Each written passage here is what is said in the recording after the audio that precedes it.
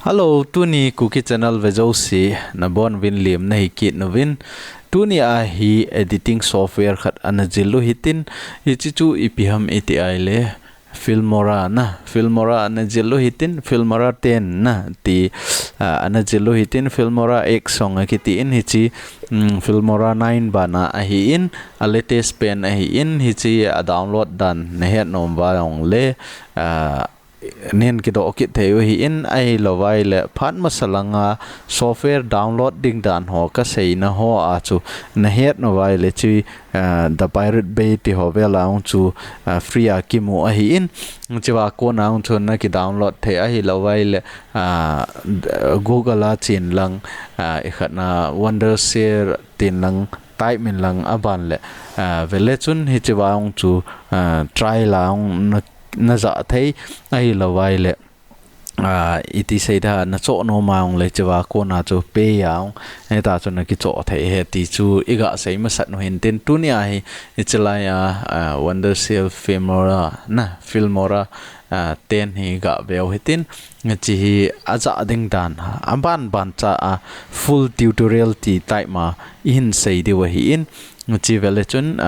ten hi in na aban le hita hi interface ong ki hong ding hi in hichla ya ho hi ken project kana bol sa ho hichla ya he nang en jong etiam hana project na bol sa edit na bol sa ho au mai le chun hichla ya he hita he sa ding hi in project library ke ti na bol so chu chlai ke moding hi in la tha an nang en install na bolai le choi na mo lo ding hi ban le to hi chwa hi a white na dei dan na screen hi I to bang na dei ham 21 by 9 na dei ham ai lo le 16 by 9 na dei ham hi ta chu portrait na dei ham na portrait ti chu hi tai adung lang saw ho khona dei ham ai lo le standard na dei ham hi chi dung ju ya chu nang en hi chwai na hlen the hi in white screen na dei ai le chin la the hi in ai la cinema na dei ai le hi chin la the hi na hi chi select ngoi tin aban le to hi create ball le hen to hi a screen hi chpa hi zoom hi na a ji chu 21 by 9 la hi chỉ 21 by 9 là vậy in bạn lệ tua hi chlai hi interface ai tại na chlai về lệ chun media kitin audio kitin bạn lệ title kitin transition kitin bạn lệ effect element bạn lệ split screen ti hovel omen chỉ software hi MB on home chắc hi in bailam ta chom lo ka ga ki download jeng the hi na chi hi vele chun itiam hana nang in na computer ham na laptop hama chu wifi ho vel ai lo internet ho na connect ngai le chwa ko na chia effect hong na ki download the hi in aban le hi chwa elements hong hi vele chun choi ken ka download sa hi in nanga cho ki download lo wai le download button khat ding hi in hi chu me le chun vele chun hi chawai ken ka download nai lo khat min hi chi to bang hi ding hi in hi chi double click na me ding hi na hi chi double click me le chun amal mai ta chong ki download nen te nong ki download zo ting le hi ta chun na za yang the hi na hi cho hi ken ka download na hi in aban le chi double click ka bol le chun iti hong ki display ding ham ti ho hi ta he vet ma sat the hi na ta he tai double click bol le chan aban le effect ngai ong hinga chi lew hen effect ho jong he vetang hi chong hi ken ka download nai hi in hi chong hi chalaya ko na de ai le double click na mi ai le hong ki download ding hi na aban le chawai effect za chom appearin hi chong hi na de ai le nangin hi ta chu apply na bol the hi na hi choi effect za chom omin tampi hi chwa hi nangin na dei za na ki download thei chlai vele chun chani la som git langa effect me na ichwai filter hi in aban le sek hi in hi tai aza choma hi in blur ho black and white ti ho sawin na bana total a cha hi ai le chun jani le som git langa hi in cho chu ngang internet to no connect ai le na ki download the hi na download nin lang aban le na dei ai le hi ta chu na za jing the hi color jong ama hon set sa nei win hi chi dung ju yang chu na za the hi aban le transition hi chlaya vele chun transition hi chlaya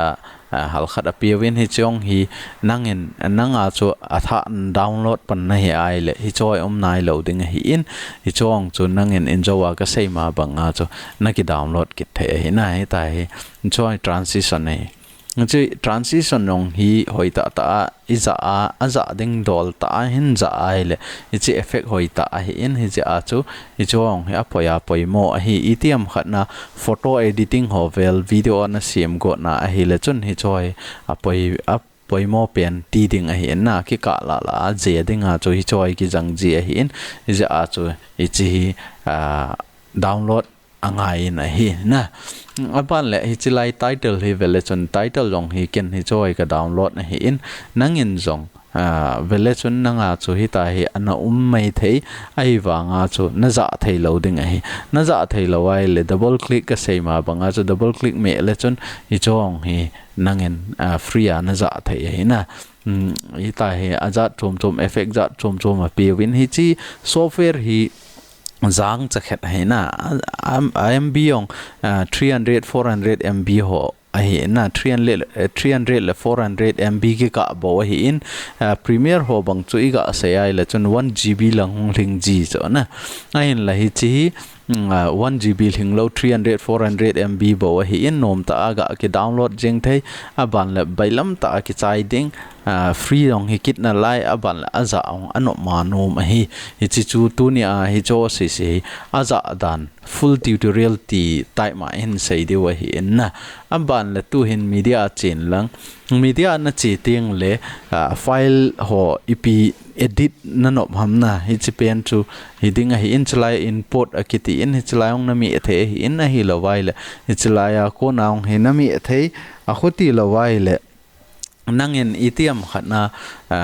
file na hon sa khat hi tai file hon sa khat na nei ai le hi chiwa ko naung cho file cho na select nga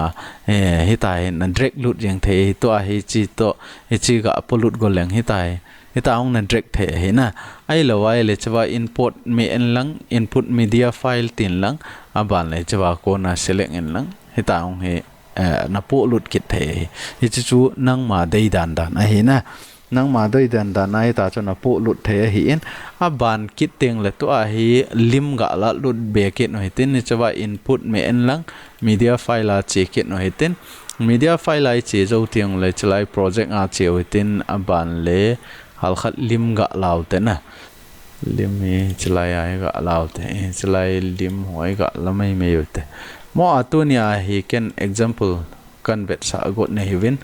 eten thum select ngo hiten na lim jong ki koi the hi je acho eten koi hitin to a hi edit hin bol de wa hitai na amban le hi ga seima sa pian iten split screen ki ti pian hina split screen hi itiam khana thumbnail ho na sim no maung le chi ano ma no me bailam ta na sim thei a hi in to ai chipai na la tai deute chipai na la no mai le chlai plus sign hin mo chiwa plus sign pai ga me la chon chiwa hung lut chat yeng ding a hi na hung lut chat dang ban la preview na vet no maung le hi tai na vet thei a hi na le hi tai na vet ding hi in ban le to a hi chiwa hi ken lim ka koi nom tai deute lim ka koi no mai le advance ka chi ding ai na advance ku ka mi eding aban le chipai ka select ding ai na chipai ka select zo ting le to a hi chipa lim hi ka koi nom hi chala ya na le ka koi no mai chi adjust ka bol ngai ai chi hal chakhat adjust bol lo hitin na no mai le chiong hi na zoom thai hi ta ong hai na zoom thai na hitin ga zoom hitin aban le ani na pa select kit no hitin hi chapa hi ikoi kit deu hi chapa koi tiang la hal chakhat chlanga ga hin pe hitin ni len chlaya ho hal khat space a omen na space a mai la hal chakhat zoom kit no hitin ga hin no hitin hal chakhat suneo ten hitin koi tena aban le to ai athum na pa athum na chu hi chapa hi select kit deu hi chapai select zo tiang le chi hal khat hitin kai hitin aban la to hi okay na mi deng okay mi la chon betang to hoi ta hong ta na ta hong tiang le to hi a preview vel le han ta hong chna ta hong ai le ta cho pha na sa ta ai le chalai a he okay na me deng ai tai na okay na me deng a ban le to a he a video ong ki panding tiute a video ong ki panding ai le media na cheding a ban le chi video ga input ga bol hitin a chalai suggestion an bol ven hi chi la le chon hoi ding a he na video to ki matching a he tiu chana ai le chi chu ga lao tin he chan chana sawong ki dei hin na saw bi se ki dei lo e chalai la ai khat noi tin aban le chi video hi na kat no mai le chalai he vele chon chalai a ko na kat the he na split hi chiwa ko na kat en lang aban le chalang hi ki select ta aban le delete na me the he na awa lang cho I delete de wa he tai na aban le to ai vele chon chi video om tai tiu te na chi video om ta aban le chi video pa hi green screen pa ho na la do no ma hele iti la do reng ham na hi chima sanga chu chi te ki dei po in hi chlai si crop ding dan ga sei kit no hete kat ma sang ven na itiam hana hi chi abona he green screen in a hop hia na nanga chu itiam khana chlai la a hop lawa ai lo le lang hoi a hop lawa chlai bo hi green screen in a hop ma he le chun iti crop na bol ding ham te le chlai a he vele chun split ba na he crop khat au men na chiwa crop pa hi na la ding chiwa ko na he nangen na dei dan na ki crop thei hi hoi lai chan na dei ham na chi dung ju ya cho crop bol lang he tin set bol lang bal okay me le chun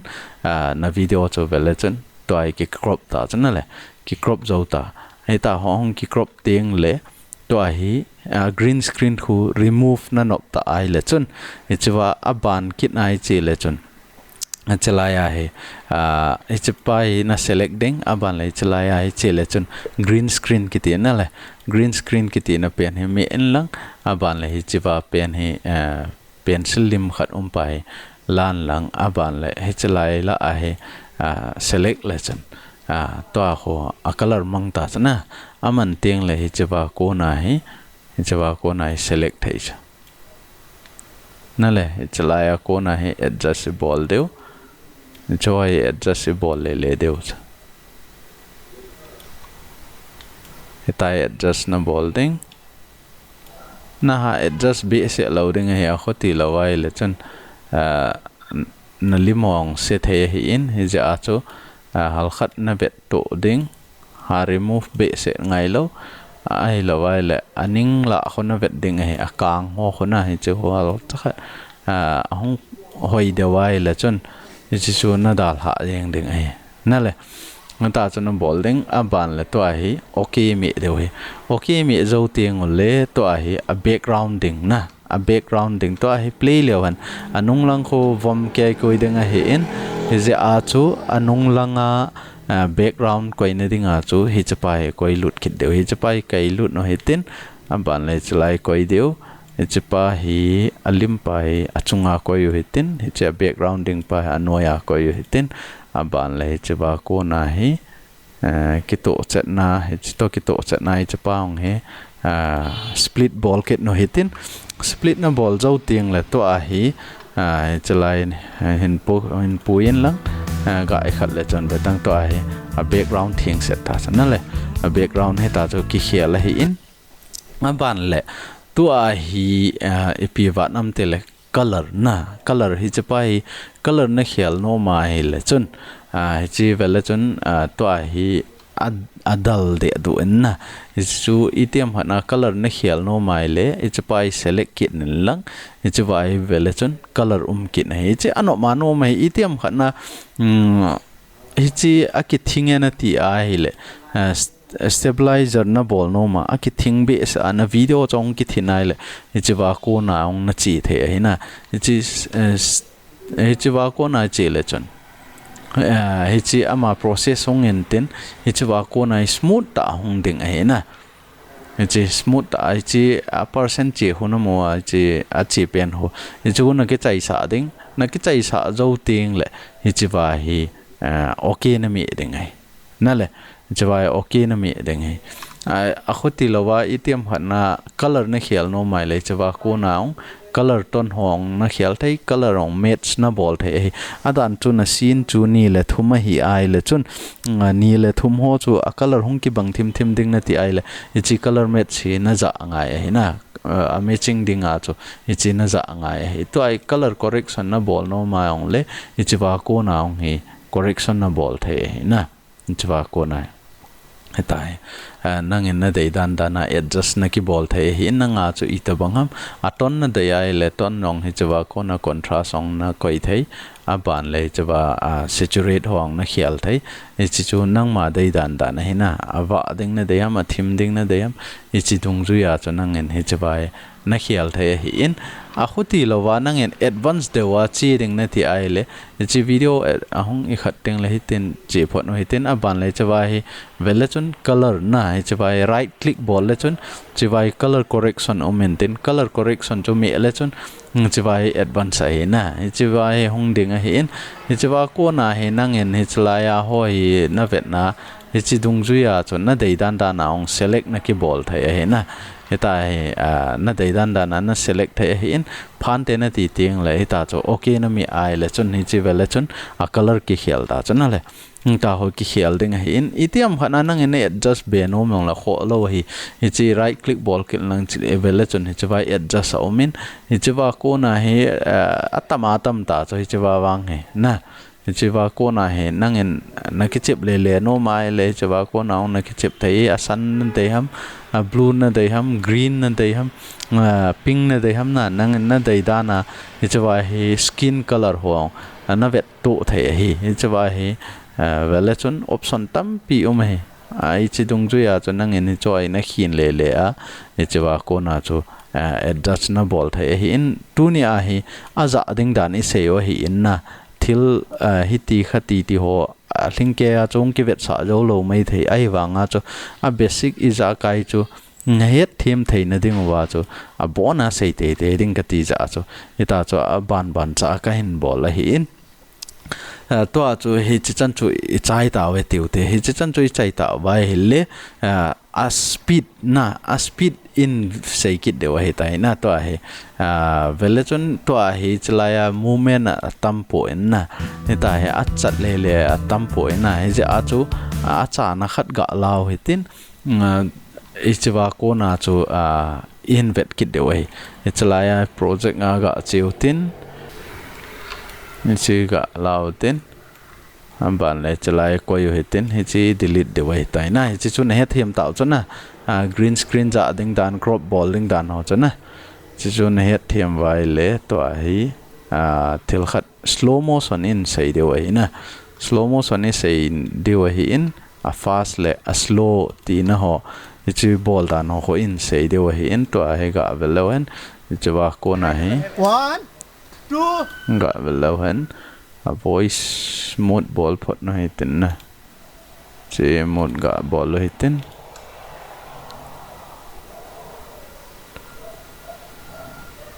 che ho hin chlaya patna lai chana chlai patna lai hia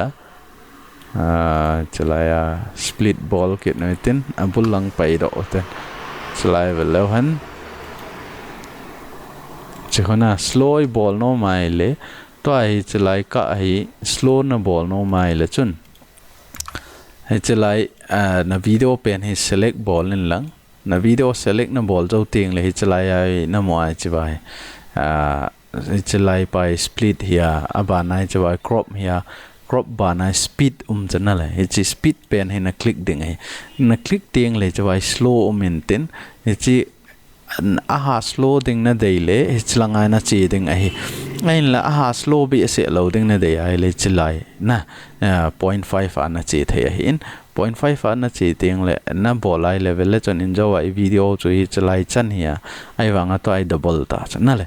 aban le to ai vel le chon alhai dan khu kaang cha alhai ta chana le ngi sanga humang jo chi ding na ti ai le chilai chi kit nin lang chilai select in lang aban le 0.1 a koi le chon betang to ai kaang cha alhai de ta cha na le hi chi chu slow motion na hi in na itiam khana normal na koi no mai le chlai hong kin lang normal a koi kit le chon chom kit yang chana le hi chi normal hi in itiam khana fast ding na de ai le chlai fast a chi kit nen lang fora koi le chon kan agang kit de ta so ta na le a video ong a choma chom ta cha nga tha vet kit lew han chlai ko na na nga tha vet lew han về tăng chom lâu cả từ là cái chai yang cho nên hi chu fast le slow motion ball na ho hal khat iga sei hin tin aban le to he vele chun hi ta hol thei hi itiam hana reverse ding na de ya ong le chi speed ma hi na mu ding hi na chi vai speed reverse ball na hi in chi vai ball le chun to hi play le chun hong nong lei ta bet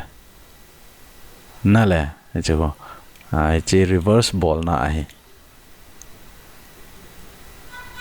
na le ta chu reverse ki ball hi in itiam khana nangen khat ding na de ai le chun a freeze ding a frame a freeze ding a ke tang den ding na de ai le na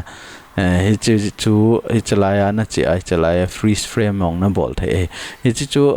timing hi nangen na vet ding hi in chi sau a short ding na de ham ai lo la chom ding na de ham hi chi dung ju ya ong chu na set the hi chi vai duration na chi 5 second ati in ai wanga hi chi sanga chom zo na ti a ong le chi ba ko na set na ball the chi vai 5 second hi in hi chi pa hi delete ball in lang 1 second ati ong le chan to ai chom jep de ta chana le chi 1 second chi ba ko na ga play le han ki heavy set lo chana le ki heavy set lo hi in hi ja chu chi su sau jep mai ten to ai ga vel le han freeze na a frame khat ho ki tang den chana le chi ho ki tang den en ten am ban le ta thai pan kit chana le iti chu a hi in aban le phana sa ta ai le chawa he okay na mi ding he aban le a sound hi ga sai kit lo han ni chi mut nai ko hi in mut chala do he tin he lo han ni chawa hi na le wait ati chana he chi chu itiam khana na nge na sound na su ngei no mai le chun chi right click ball kit nen lang chawai vele chun adjust audio om bet adjust audio maintain chi audio a ko na hi fade in fade out hong na ball thai aban le hi chlaya ko na noise song reduce song na background na huinun hovel ji holana chong hu ai chlai na click ai le reduction ti chu noise ho asu mang ding a remove ding a hi na aban la sound hi angei point ti ai le chon hi chipai hin to in lang a chaina ko in lang okay bol le chon vel le chon to a ho a graph ong ko event ai le ki heta chana injo wa chu ni mi ya to ho sa na sang ta to he ngei ta na ha gin jap ti ri ta chu sound rong editing nom ta ki bol the hi in aban le to a hi chawa hi effect chi ga delete kit noi tin andang khat chi ma chu ga ko yu tin a hin la hal khat aning lang hiu ko yu tin na chlai split ball yu tin aban la chlai ong split ball yu tin chlang delete ball yu tin lai ong delete ball yu tin aban la chlai ka bo hu ti taw tin na chlai ka hi to a hi ip ball hom tile effect e ko ide we na effect a color effect hovel na hap no maung le chlai right click na bol lai chlai color correction na che the in ai lawa le direct ai chlai ko na che color correction he chwa ko na che the chi nang in na dei dan na color ho na set the na chi chu color chu isei zo ta ven a hin la tu a hi ken ka ga sei nom pen chu hi ai le effect na chi effect chu a hi in effect koi na dinga chu hi chalaya effect ngai chi de we effect ngai chi within ban lai chalaya hi nangin hoi chpen na de ham vintage ho masang laya to banga aning ninga ha avom ding na de ai hi chilan lang hi chi sunga koi lut la chon bele chon hi chwa he aning hoi thim ta chana le hita ong chu bailam ta hita chu ga bol jing the hin a hin la itiam khana nang ina chunga na koino maung le a chunga ong hita ina koi the he na chunga ong koi the to hi back ball kit na hitin hi chi a thiang ya aban le hi chi a chunga na koya aban le hi chi ama video chana hin kain lang vezong le chun to ho betang na le hi thâu thâu cho ai wanga cho hi chi a bailam na khat chu hi chlai double click ball le chun hi chwa adjust ball thei cha na le a effect pa ho adjust na ball thei chu chi ba ko na namo a che hi chu aphat chom na khat cha chungai ko ya le ngai ji cho hi chi pen hi aning ha bombi se na ti ai le na boy di ta chu ta he na hi ja a chu hi chi a chungai koi tho ai le a chungai koya hi chiwa ko na chu adjust i ball tho ai le chun hi chiwa ko na adjust ki ball thei chu e man e dei dan dan na taung hi atam zo pi a hi ta he men za aziz asunga ga ki mo koi lu itiam hanai ki no bi se tiang le wang chu asunga ga ki koi lut jina cha ai wanga ikino lo wai le chun hoi ta professional ta bowling ti tiang le hi ta chu ki ball he na aban le to hi chipa ya sound he vele chun hi chipa yong ki hin pe chu chipa hon na le hi chi la khat ga play le chun thakhat lo pi a hung ki panen tin thakhat lo wa ki chai jivet ta na cho hu itiam khat na nang adjust na ball no mai le chun hi chi audio ko in lang hi chi double click na ball de chong chi double click ball lang hi chi akipat na lang hal cha khat e ten ga hin lang chong hal cha khat ga hin le chon vele chon hi chi a point hi hong vet ta hi cha point hong tiang le o hu kang cha cha hi ta ho mang ding ti nai chan le chi chu a hi en ban la hoina sa tiang le cha ba okay na ball ding he na hi chi chu ai ta en tu a hi chi mun thuma split ga ball hi ten chlai split khat ve chlai ong khat ve split ball kit no hiten chi mun thuma ki hom ta chi khat che ni he chi thum ta chana chi thumai ta ai le to ai transition ga se ten transition hi ta he na ko ya ai le chun side khat lang si se ong na koi the hi in tai na side khat si se ong na koi the chu hi tai side khat na ko ya ai le ai effect chu hi tai hong ding a hi in a hin la to a hi ni a koi le chun hita he vele chun half a ki hom chana che ami de laung na koi thei no ma le chong na su neo thei chong na su let thei hi chi chu nang thu hi en i te na de ham nang de dan chana na set thei hi en na video saw lo dung ju ya chana set thei na chi chu vele chun ta chu ki moment bi se lo chana am wanga chu chi ngol cha khat ga sulien jap lo han hitin sulien lo han to ai na mu thei de ta Sujit hata na le ta so transition hi cho hi nang man na dei dan I to bang na dei ham itia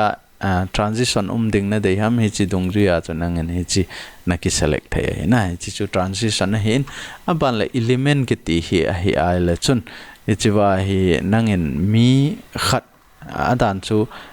hi chi wa leiding a leinu ho na a leinu ho nang en track ho vel na ball no mai le chun chi sunea wen lang mai ta ho ko yo hitin cha mai hui tracking sa deu he na aban lai chawai tracking khat ve na me de me la chan chu wa track zo ta chana a track zo tiang le to a hi element pa hi chi paung hi chlai ai koi deu he na te khun ama mai ta ki to a ho ko yo hitin tin ko yo hitin aban le